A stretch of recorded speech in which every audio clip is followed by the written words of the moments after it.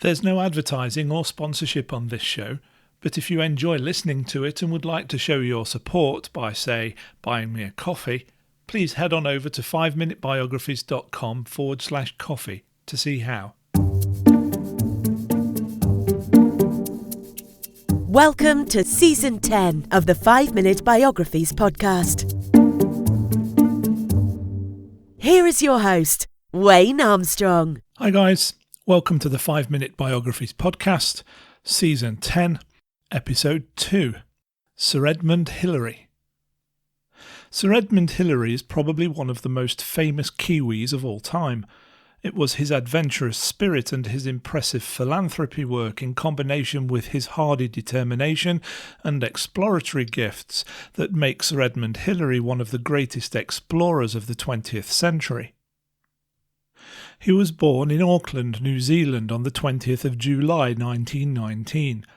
His father had served in the 15th North Auckland Regiment at Gallipoli during World War I, and when he returned home he was allotted land south of Auckland, a benefit which was given by New Zealand's government to returning soldiers.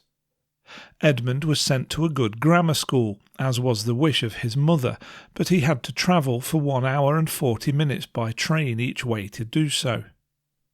Edmund's time at grammar school was not something he remembered with fondness, as his school commute meant that he couldn't take part in after-school activities. He was quite short for his age, although he would eventually grow to be over 6 feet tall. He was also quite shy, but gained confidence after taking up boxing. However, it was not boxing that sparked Edmund's imagination. This would come in his later teenage years when he discovered what would become one of his lifelong passions, a love of climbing and all things mountaineering. Despite his father having served in World War I, the Hillary family were generally pacifists, and Sir Edmund Hillary's older brother even spent time in jail during World War II as a conscientious objector. Sir Edmund himself, on the other hand, desired to participate, believing it to be his patriotic duty, but his pacifist and occasionally meddlesome father utilised a loophole in the law which allowed certain occupations to be exempt from service.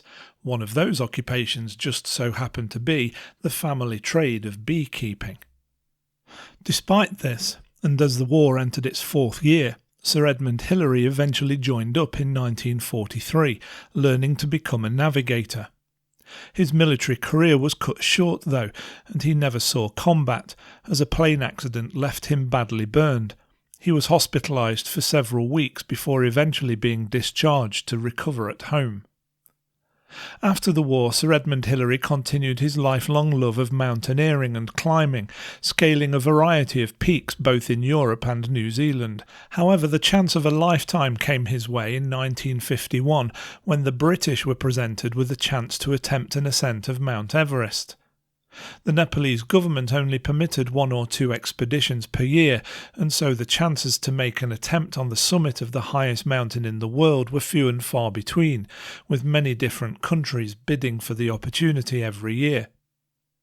New Zealand joined forces with the British team led by John Hunt to form a joint expedition, which extensively explored the mountain during the 1951 season in order to find a route that would lead to the summit. This approach paid off when in 1953 Sir Edmund Hillary joined the group that would try to make the formal ascent. After several setbacks, including being delayed by 2 days due to snow and wind, Sir Edmund Hillary and his Sherpa friend Tenzing Norgay set out with the support of 3 others, reaching 27,900 feet on the 28th of May. With their support crew turning back and their oxygen supply running low, Hillary and Norgay managed to squeeze through a crack between 2 rocks. A few laboured steps later, and the 2 of them stood at the top of the world. After taking some photographs, the 2 descended back down to camp and arrived as national and international heroes. Sir Edmund Hillary was the first man to successfully climb to the summit of Mount Everest. Although his climb would mark him as one of the greatest explorers and mountaineers of the 20th century, it was his interactions with the people of Nepal that would awaken one of the other lifelong passions, a strong humanitarian drive to help see the living conditions and prosperity of the Nepalese people improve. He founded the Himalaya Trust in 1960 and remained at its head until his death. Thanks to the work performed by the Trust, a large number of schools and hospitals have been constructed throughout rural and remote areas of the Himalayas, providing education and access to medical services to many of the world's most impoverished people. In addition to his philanthropic work, Sir Edmund Hillary's explorer spirit continued to thrive, and he went on to perform other astonishing feats, including reaching both the North and South Poles, becoming the first person ever to reach both poles in addition to the summit of Mount Everest, a challenge that inspires the most rugged and enterprising explorers to this day. After returning from the Everest expedition, plain old Edmund Hillary became Sir Edmund Hillary when he was made Knight Commander of the Order of the British Empire on the 6th of June 1953. He also received the Coronation Medal from Queen Elizabeth II, the Order of New Zealand, the Polar Medal, the Order of Gorkha Dashina Bahu First Class from the Kingdom of Nepal, the Commander's Cross of the Order of the Merit of the Republic of Poland, and various other honorary awards and accolades. On the 22nd of April 1995, the rank of his knighthood was increased when he was appointed Knight Companion of the Most Noble Order of the Garter, which is the most senior order of knighthood that can be bestowed in the British honours system. Only 26 people at any time can be members of the Order of the Garter, with 2 of these being the Sovereign and the Prince of Wales. The rest are all known as companions.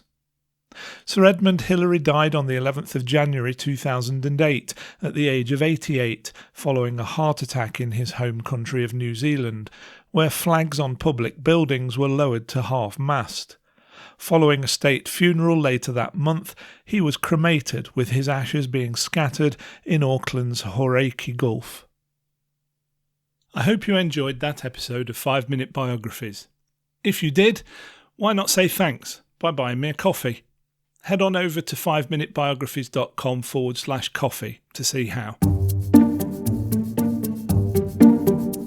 Thanks for listening to the 5 Minute Biographies podcast at www.5minutebiographies.com.